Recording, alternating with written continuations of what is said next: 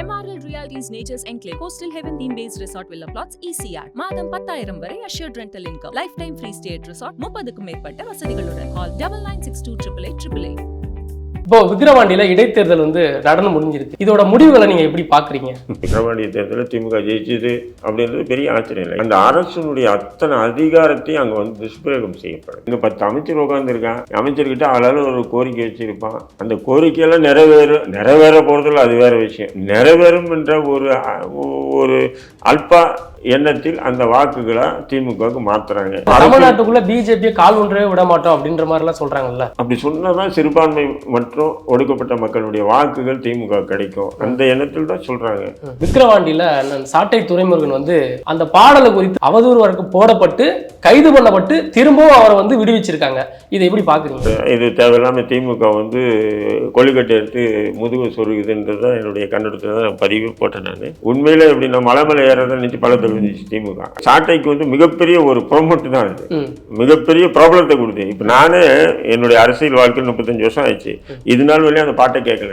ஒரு பொது வெளியில அந்த சிவா சூர்யா என்ற ஒரு நபர் எவ்வளவு கேவலமா பேசினாங்க. அது சம்பந்தமா சாட்டை திரும்ப 2-3 இடத்துல புகாரே கொடுத்தாங்க. அதுக்கு ஏன் புகார் அந்த எஃப்ஐஆர் பதிவே பண்ணல நீங்க? அப்ப சைபர் கிரைம் திமுகவுக்கு எதிரான நபர்கள் மீது தான் சைபர் கிரைம் இருக்கும், மற்ற விஷயத்துல சைபர் கிரைம் வேலை செய்யாதான். சைபர் கிரைம் பேஸ்புக்ல ஒரு பதிவு போட்டாரு, கைது பண்ணுது. அதே RSS பாஜக காரங்க போட்டதுக்கு தான் அவர் பதில் போடுறாரு, அந்த ஸ்கிரீன்ஷாட் எடுத்து போடுறாரு. ஆனா அந்த RSS பாஜக காரன் கைது செய்யப்படல.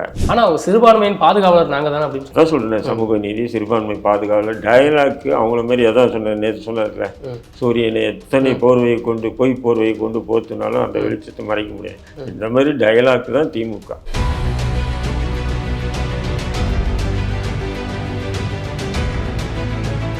சாட்டை நேயர்களுக்கு வணக்கம். இன்றைய நேர்காணலில் நம் சிறப்பு விருந்தினராக நம்மோடு இணைந்திருப்பவர் திரு தடா ரஹீம் அவர்கள். அவரை முதலில் நிகழ்ச்சிக்குள் அழைப்போம். வணக்கம். இப்போ விக்கிரவாண்டியில இடைத்தேர்தல் நடந்து முடிஞ்சிருக்கு. இதோட முடிவுகளை நீங்க எப்படி பாக்குறீங்க? இது பார்ட் 2, அதாவது ஈரோடு கிழக்கு அதனுடைய பார்ட் 2 தான் விக்கிரவாண்டி தேர்தல். அப்படிதான் பார்க்க முடியும். ஏன்னா ஈரோடு கிழக்கு இடைத்தேர்தலில் என்ன நடந்ததுன்னு நானே போய் பார்த்தாங்க. அதனுடைய பார்ட் 2வாக இது வந்திருக்கு. இது விக்கிரவாண்டி இடைத்தேர்தல். இது எதிர்பார்த்த ஒன்று தான். திமுக தான் அதுவும் அமோக வாக்குகள் வித்தியாசத்தில் ஜெயிக்கின்றது எதிர்பார்த்த ஒன்று தான். இதில் எனக்கு பெரிய ஆச்சரியம்லாம் இல்லை. அந்த விக்கிரவாண்டி தேர்தலில் திமுக ஜெயிச்சது அப்படின்றது பெரிய ஆச்சரியம் இல்லை. ஏன் சொன்னீங்கன்னா, அந்த அரசனுடைய அத்தனை அதிகாரத்தையும் அங்கே துஷ்பிரயோகம் செய்யப்படுது. உதாரணத்துக்கு ஒரு தெருக்கு ஒரு அமைச்சர், ஒரு MP MLA, நான் என்ன சொல்கிறேன், இருக்கிற 100 MLAக்களையும் எடுத்துன்னு அந்த தொகுதியில் விட்டாங்கன்னா, அப்போது அந்த மக்கள்கிட்ட என்ன ஆகிடும் சொன்னால், ஒரு விதமான ஒரு இதாகிடும். சரி, இத்தனை பேர் வராங்க, MLA வந்திருக்காரா நம்ம வீட்டுக்கு, அமைச்சரே வராரா, ஒருத்தர் 2 பேர் இல்லை, லைனாக போயிட்டு வந்துட்டே இருக்கும்போது அப்போ என்ன ஆகிடும் சொன்னால், இதுதான் அதிகார துஷ்பிரயோகன்றது. நீங்கள் தான் சிறப்பான ஆட்சி நடத்துகிறீங்க. கடந்த பாராளுமன்ற தேர்தலில் 40 தொகுதி உங்கள் கூட்டணி வெற்றி பெற்றது. அப்போ நீங்கள் இவ்வளோ MLAக்கள் MPக்கள் திமுகவுடைய அதிமுக்கியமான தலைவர்கள் எல்லாரும் போய் அங்கே ஒரு தொகுதியில் போய் ஒரு அடகு காத்த மாதிரி காத்துக்கிட்டு நீங்கள் வெற்றியை எதிர்நோக்கி ஏன் இருக்கீங்க? நீங்கள் ரூம்லேயே இருங்க, ஏதோ தலைமைச் செயலகத்தில் இருங்க, அங்கே வெற்றி பெற போகிறான் அந்த MLAக்கு வேட்பாளர் மட்டும் பிரச்சாரத்துக்கு போட்டோம். அது இல்லையே, நீங்கள் ஒட்டுமொத்தமாக அங்கே போகிறீங்கன்னும் போது அப்போது உங்களுக்கு இது முழுக்க ஒரு அதிகார துஷ்பிரயோகத்தால் கைப்பற்றப்பட்ட ஒரு வெற்றி தானே தவிர மக்களால் கொடுக்கப்பட்ட வெற்றியே இல்லை. இல்லை ஐயா, ஸ்டாலின் அவர்கள் மக்கள் எங்கள் பக்கம் நிற்கிறாங்க அப்படின்ற மாதிரி சொல்கிறாருல்ல. அவர் அப்படிதாங்க சொல்லுவார்.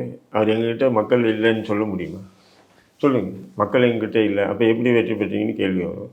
மக்கள் எங்கள் பக்கம்தான் இருக்குது அப்படின்னு சொல்லலாம். அவரே சொல்லியிருக்காரு இல்லையா, ஒரு டைலாக் ஒன்று பேசியிருக்காரு.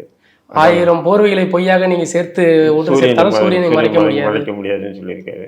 உண்மைதான், சூரியனை மறைக்க முடியாது. நான் உதய சூரியனே மறைக்கலாம். ஆனாலும் இன்னைக்கு நீங்கள் ஒட்டுமொத்த தமிழகத்தினுடைய சிஸ்டம் அங்கே ஒர்க் பண்ணிட்டு இருந்தது. அப்படி இருக்கும்போது இது ஒரு பெரிய வெற்றியே இல்லை. அது திமுகவை பொறுத்தவரையில என்னுடைய பார்வையில் வெற்றியே இல்லை. அதே நேரத்தில் அந்த வாக்காளர்கள் இப்போ எப்படின்னா, வாக்காளர்கள் காசு கொடுத்தாங்க கொடுக்கல அப்படி இதெல்லாம் இல்லை. அங்கே வந்து திமுக கிட்ட ஒரு ஒரு ஒரு விதமான சிஸ்டம் இருக்குது அவங்ககிட்ட. அந்த பூத் கமிட்டி வச்சுருக்காங்க. அந்த பூத் கமிட்டி வந்து ஒரு பூத்துக்கு குறைஞ்சி ஒரு 10 பேரை வச்சுருப்பாங்க. அந்த 10 பேர் வந்து அவன் கணக்கு எடுத்துருவான். அந்த தெரு இருக்குதுன்னு சொன்னால் இந்த தெருவில் வந்து எத்தனை ஓட்டு நாம் தமிழர் கட்சிக்கு ஓட்டு, எத்தனை ஓட்டு அதிமுககாரன் ஓட்டு, எத்தனை ஓட்டு வேறு வேறு கட்சிக்கு உள்ள ஓட்டு, புரியுதுங்களா? அப்படின்ற கணக்கு எடுத்துட்டு அதில் வந்து பார்த்தீங்கன்னா எந்த கட்சியும் சாராத மக்கள் இருக்காங்க பாரு, அவங்ககிட்ட தான் இந்த காசை போய் கொடுப்பான். இப்போ நீங்கள் நாம் தமிழர் அந்த தெருவிலே இருப்பீங்க, நாம் தமிழர் கட்சின்னு அவங்க தெரியும். ஆனால் உங்களுக்கு வந்து காசு வராது. கொடுத்துருக்காங்களே நாம் தமிழர் கட்சிக்காரங்களுக்கும் கொடுத்துருக்காங்க. அதை மீறி கொடுத்துருக்கலாம். பெரும்பாலும் சொல்கிறேன், அவனுங்க அப்படி தான் வந்து அந்த பண விநியோகம்லாம் அப்படி தான் பண்ணுறாங்க. ஏன்னு சொன்னால் அதை வந்து அவனுக்கு கொடுத்தாலும் வேஸ்ட்டு தான், நமக்கு போட மாட்டான், நாம் தமிழர் கட்சிக்காரன் நமக்கு போட மாட்டான்றது அவங்களுக்கு தெரியும். அதனால என்ன பண்ணுறாங்க, இந்த எப்பவுமே வந்து ஒவ்வொரு தொகுதியிலையும் எடுத்துக்கிட்டிங்கன்னா குறைஞ்சி ஒரு 10-15% ஓட்டு வந்து எப்படின்னு சொன்னால் நடுநிலையாக இருப்பான்.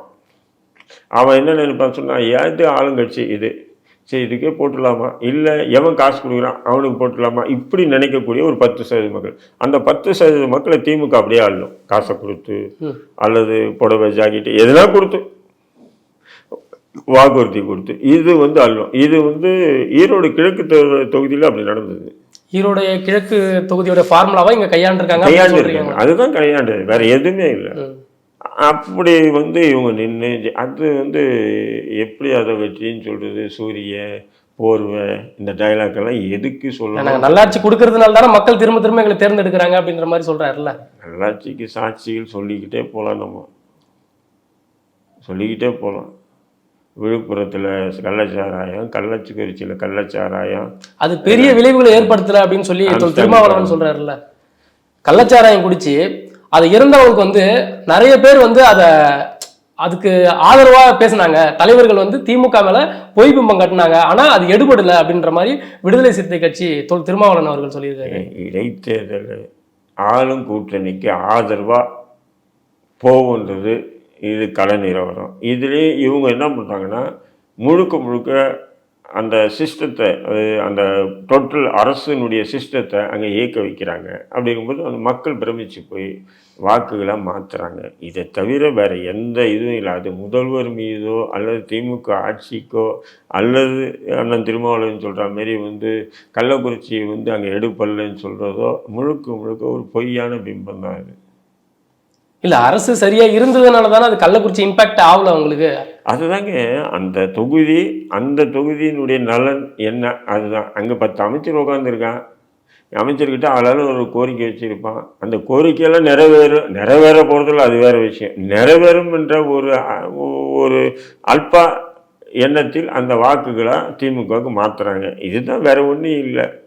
நீங்கள் அப்படி இருந்திருந்தால் நீங்கள் நியாயமாக நீதியாக நீங்கள் வந்து மக்கள் திமுகவுக்கு உடைய சாதனைகள் நம்பி மக்கள் வாக்களிப்பாங்கன்னு நினச்சிருந்தா நீங்கள் இப்படி வந்து அத்தனை தலைவரும் அந்த ஒரு தொகுதியை சுற்றி வந்தீங்க.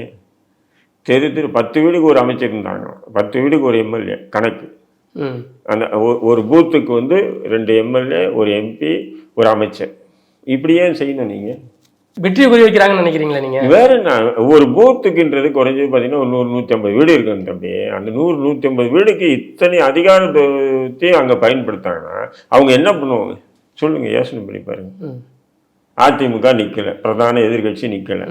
அது அதோட வாக்கு யாருக்கு போயிருக்கும் அப்படின்னு நீங்க நினைக்கிறீங்க? இல்லை, அதுதான் சொல்கிறேன். இந்த அதிகார துஷ்பிரயோகம் இருக்கு இல்லையா, அந்த அதிகாரம் அங்கே போய் குமிஞ்சி அந்த வாக்குகளை பெற்றிருக்காங்கன்றது தான் நம்ம பார்க்கணும். அதுக்கு வந்து பொருளாதார காசும் கொடுத்துருக்காங்க, அங்கே இருக்கக்கூடிய பொருளும். ஏங்க ஈரோடு கிழக்கு இடைத்தேர்தலில் அப்பட்டமாக தெரிஞ்சுது. எங்கள் தொகுதியில் இடைத்தேர்தல் வராதா, எங்கள் தொகுதியில் இடைத்தேர்தல் வராதான்னு 234 தொகுதி மக்களும் எதிர்பார்க்குறாங்க. ஏன்னா அந்த அளவுக்கு பணம் அங்கே விளையாடிச்சு. அதனுடைய விளைவு தான் செந்தில் பாலாஜி ஜெயிலுக்கு போனது. இல்லை செந்தில் பாலாஜி போயிருக்க மாட்டோம். ஏன்னா அங்கே வந்து பல 100 கோடி ரூபாய் அங்கே இறக்கி வேலை செஞ்சார் அவர்.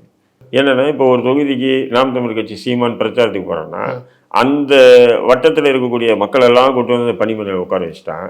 அவர் போனாலும் தெருவை தானே பிரச்சாரம் பண்ணிட்டு போனோம். அங்கே மக்கள் இருந்தால் தானே கேட்பான்.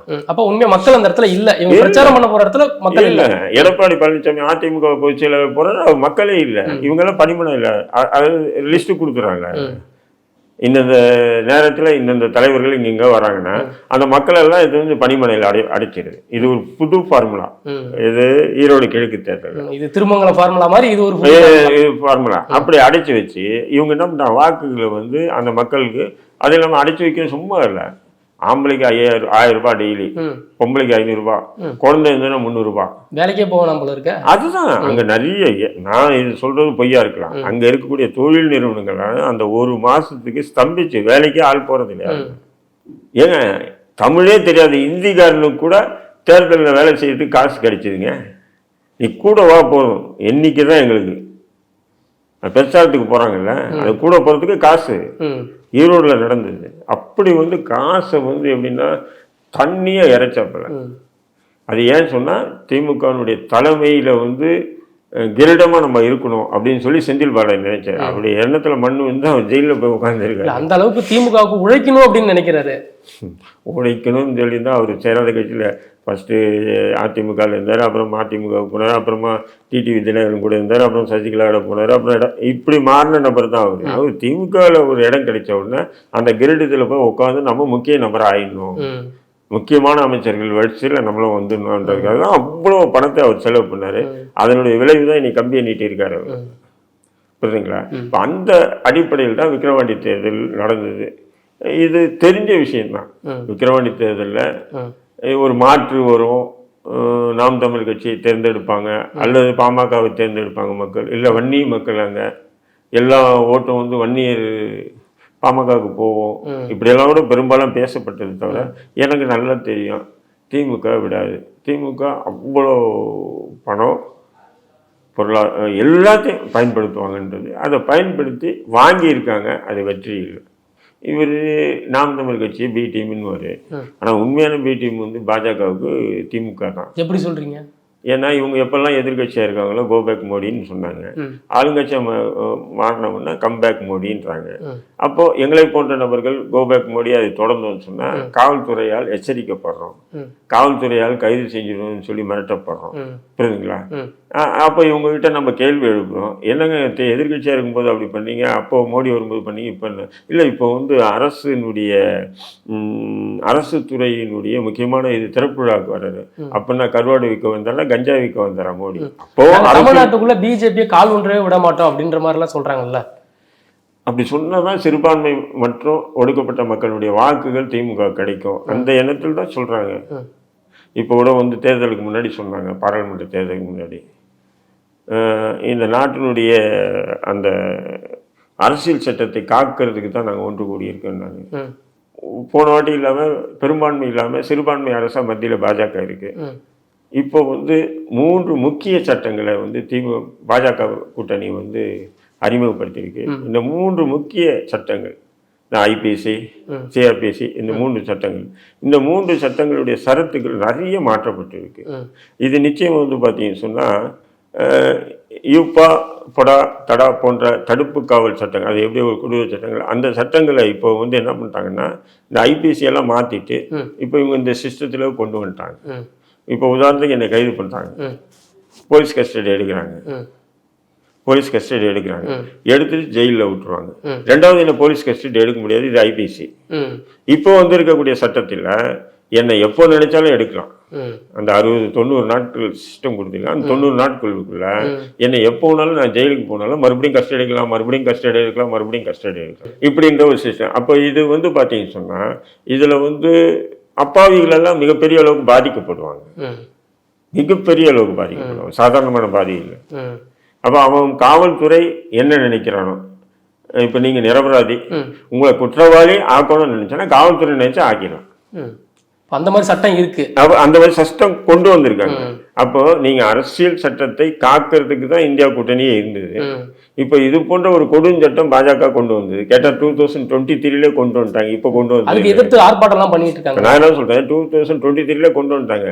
இன்னைக்கு அமல்படுத்த விடாம நீங்க வந்து பாராளுமன்றத்துல மிகப்பெரிய ஒரு புரட்சி வெடிக்கணுமா இல்லை? ஏன் அமைதி கேட்குறீங்க? நான் ஆர்ப்பாட்டம் பண்றோம், எதிர்ப்பு தெரிவிக்கிறோம், இதெல்லாம் வந்து விளையாட்டு தானே. இன்னைக்கு அமல்படுத்தப்பட்டது. இப்போ உதாரணத்துக்கு கொலை கேஸு, திருநாட்டு முன்னாடி ஆம்ஸ்டாங்க கொண்டாங்க இல்லையா, இப்போ அதுக்கு திருநாட்டு போட முடியாது. இப்போ வந்திருக்கிற சட்டத்தின் 103 3 ஏதோ ஒன்று வரும், அந்த செக்ஷனுக்கு தான் கைது பண்ணும். நமக்கு பரிச்சயமான சட்டம் என்னன்னா 302, 307 பழைய சட்டங்கள். இப்போது அந்த சட்டம் பயின்று சட்ட வல்லுநர்களாக இருக்கட்டும், நீதிபதிகளாக இருக்கட்டும், வழக்கறிஞர்களாக இருக்கட்டும், அரசியல்வாதிகளாக இருக்கட்டும், இப்போ எல்லாமே இப்போ வந்து இருக்கக்கூடிய இந்த கிரிமினல் சட்டங்களை வந்து அவன் உள்வாங்கினாதான் அவன் வந்து அந்த இப்போ ஒரு போலீஸ் ஸ்டேஷனில் போயிட்டா கூட கொலை நினைச்சா 302 என்னென்ன செக்ஷன் போடணும்னு அவனுக்கு தெரியும், ஏடுக்கே தெரியும், கடையிலனா எழுதுவான். இப்போ வந்து புக்கு பார்த்து தான் எழுதணும். இப்போ இது போன்ற ஒரு அரசியல் சட்டத்தை மாற்றிருக்காங்க. நீங்கள் என்ன பண்ணிட்டு இருக்கீங்க? கொந்தளிக்கணுமா இல்லையா? சாதாரணமான எதிர்ப்பு இருக்கு. இப்போ விக்கிரவாண்டியில சாட்டை துரைமுருகன் வந்து ஒரு பாடல் ஒன்று பாடியிருக்காரு. அந்த பாடலை குறித்து அவதூறு வழக்கு அவர் மேல போடப்பட்டிருக்கு. அவதூறு வழக்கு போடப்பட்டு கைது பண்ணப்பட்டு திரும்பவும் அவரை வந்து விடுவிச்சிருக்காங்க. இதை எப்படி பாக்குறீங்க? இல்லை, அவர் கைது பண்ண உடனே நான் சொன்னேன் இது விடுவிக்கப்பட போறாரு, இது தேவையில்லாமல் திமுக வந்து கொள்ளிக்கட்டை எடுத்து முதுகு சொருகுதுன்றதான் என்னுடைய கண்ணெடுத்து தான் நான் பதிவு போட்டேன். நான் ஏன்னு சொன்னால் பாடல் ஏற்கனவே அதிமுக வந்து எழுதி பாடியிருக்காங்க. இதை வந்து இவர் பாடினாரு.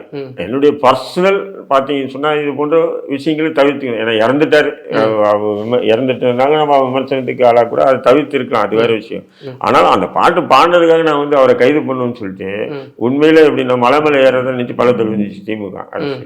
ஏன்னா அது சாட்டைக்கு வந்து மிகப்பெரிய ஒரு ப்ரொமோட் தான், அது மிகப்பெரிய ப்ராப்ளத்தை கொடுத்தேன். இப்போ நானே என்னுடைய அரசியல் வாழ்க்கை 35 வருஷம் ஆயிடுச்சு, இது நாள் வரையும் அந்த பாட்டை கேட்கல. நான் இதுக்கு முன்னாடி இருந்த பாட்டை நீங்க கேட்டதே இல்லை? கேட்கல. நான் சாட்டை பேசினாலும் சொல்லி கூட நான் கேட்கல. நான் ஆனா சாட்டை கைதுக்கு பிறகு என்ன பாட்டு இருக்குன்னு நானே போய் தேடி கண்டுபிடிச்சு அந்த பாட்டை கேட்கிறேன். நான் புரியுதுங்களா? என்னை போன்று பாத்தீங்கன்னா லட்சக்கணக்கான மக்கள் இதே நிலை தான் உருவாச்சு. அப்ப அந்த பாட்டை கேட்க வச்ச பெருமை திமுகவை சார்ந்தது இல்லையா? அது இது வந்து ஒரு கொச்சைப்படுத்துற மாதிரி இல்லைங்களா? எது இந்த விஷயம் வந்து எந்த விஷயம்? இந்த பாட்டு பாடுறது, அவதூறு பண்றது அப்படின்ற விஷயம். இப்ப முன்னாள் மறைந்த கருணாநிதி அவர் முதல்வராக இருந்திருக்காரு, அதனால வந்து அதான் தம்பி தவிர்த்து இருக்கணும். அது இருந்தாலும் அது உணர்ச்சி வேகத்தில் யாரோ பண்ண பாட்டை அவர் வந்து சாட்டை வந்து பேசியிருக்காரு, அவ்வளவுதான். அதுக்காக கைது வெளியும் போக கூடாதுன்றேன். போய் தான் இந்த பாட்டு இன்னும் ப்ராப்ளம் ஆச்சுன்றேன். நான் அதுக்கு முன்னாடி உண்மையிலே கைது பண்ணலன்னு சொன்னா அந்த பாட்டு அவ்வளவு தூரம் ப்ராப்ளம் ஆகியிருக்காதுன்றேன். அது கைது பண்ணதுனால அந்த பெரிய ப்ராப்ளம் ஆயிடுச்சு, அந்த பாட்டே ப்ராப்ளம் ஆயிடுச்சு. அப்ப திமுகவுக்கு எதிராக, கலைஞருக்கு எதிராக யார் இருக்கானோ அவங்களாம் ரிங்டோனா வச்சுக்கிட்டாங்க. அப்ப இதை ப்ரொமோட் பண்ணது யாரு? சாட்டையா? இல்ல, திமுக தான். அப்ப இவங்க வந்து எங்கேயே ஏற நினைச்சு பழத்தை குடிச்சிட்டாங்கன்னு அர்த்தம். அப்ப அதனால செக்ஷனே வந்து பாருங்க, அதுக்கு போட்ட செக்ஷனு ஏத்துக்கல, யாரு நீதிமன்றமும் ஏத்துக்கல. மேஜிஸ்ட்ரேட் கோர்ட்ல வந்து தள்ளுபடி பண்ணிட்டான். மேஜிஸ்ட்ரேட் கோர்ட்ல எதை குப்பை எடுத்து போய் போலீஸ் வச்சாலும் ஓகே பண்ணி கையெழுத்து போறது தான் மேஜிஸ்ட்ரேட் கோர்ட். அது செஷன்ஸோ அல்லது ஹைகோர்ட்டா இருந்தாலும் கொஞ்சம் யோசிப்பாங்க, இந்த செக்ஷன் சரியில்லையா, இது ஏற்றக்கூடாது அப்படின்னு சொல்லி கொஞ்சம் திங்க் பண்ணுவாங்க. மேஜிஸ்ட்ரேட் கோர்ட்ல பெரும்பாலும் போலீஸை என்ன செக்ஷன் போட்டு எதுவுமே வச்சாலும் கண்ணை மூடிட்டு கையெழுத்து போட்டு அனுப்பிச்சிடுவாங்க, ரிமாண்ட் பண்ணிடுவாங்க. ஆனால் சாட்டை விஷயத்தில் அவங்களே வந்து காரியத்தோன்னு துப்பி இருக்காங்கன்னா அது திமுகவுக்கு எவ்வளோ பெரிய அவமானம். நான் சொல்கிறேன், நீங்கள் இவ்வளோ அவசரப்படுறீங்க, சரி இது தனி மனிதனை தாக்கியே பாடு. இதே சாட்டை துரைமுருகனை பற்றியும் சீமானை பற்றியும் ஒரு பொது வெளியில் அந்த சிவா சூர்யா என்ற ஒரு நபர் எவ்வளோ கேவலமாக பேசினாங்க. அது சம்மந்தமாக சாட்டை துரைமுருகன் 2-3 இடத்துல புகாரே கொடுத்தாப்புல. அதுக்கு ஏன் புகார், அந்த எஃப்ஐஆர் பதிவே பண்ணல, நீங்கள் அவனை ஏன் கைதே பண்ணல?